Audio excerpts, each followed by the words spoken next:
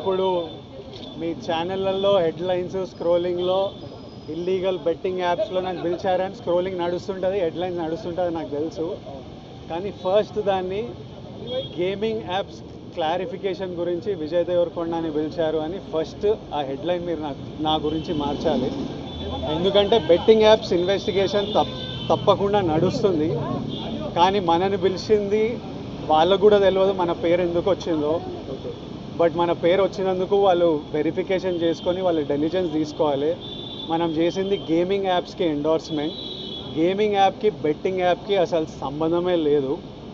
Gaming apps అనేటివి completely legal, recognized by the government, licensed as a business.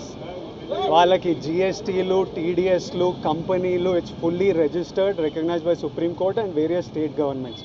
అది gaming app. అటువంటిది A23. ఇప్పుడు క్విక్గా డౌట్ ఉన్న వాళ్ళకి క్విక్గా మీరు గూగుల్లోకి వెళ్ళి టాప్ గేమింగ్ యాప్స్ అని కొడితే కొన్ని వస్తాయి. A23తో సహా My11 Circle, Dream11, NPL, జుపీ ఇట్లాంటివి కొన్ని వస్తాయి. ఇవన్నీ రిజిస్టర్డ్ గేమింగ్ యాప్స్. ఇవన్నీ మన ఇండియన్ క్రికెట్ టీమ్కి స్పాన్సర్, మన ఇండియన్ ఒలింపిక్స్ టీమ్కి స్పాన్సర్, మన ఇండియా ఉమెన్స్ క్రికెట్ టీమ్కి స్పాన్సర్, ఐపీఎల్కి, ఎన్పిఎల్ ఒకదానికి అఫీషియల్ స్పాన్సరు, వేరియస్ కబడ్డీ లీగ్కి, వాలీబాల్ లీగ్కి అన్నిటికీ వీళ్ళు స్పాన్సర్ చేస్తారు. ఎందుకంటే these are completely legal entities.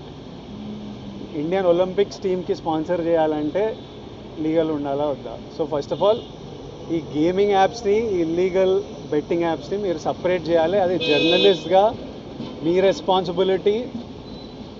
నా మీద మీకు ఆ రెస్పాన్సిబిలిటీ ఉండాలని కోరుకున్నా. కానీ మన పేరు వచ్చింది కాబట్టి కొన్ని క్లారిఫికేషన్స్ అడిగారు. ఆ clarification account details, transaction details ఏంటి, ఆ కంపెనీ అవన్నీ పంపించేసినాము. ఇంతటితో సమాప్తం.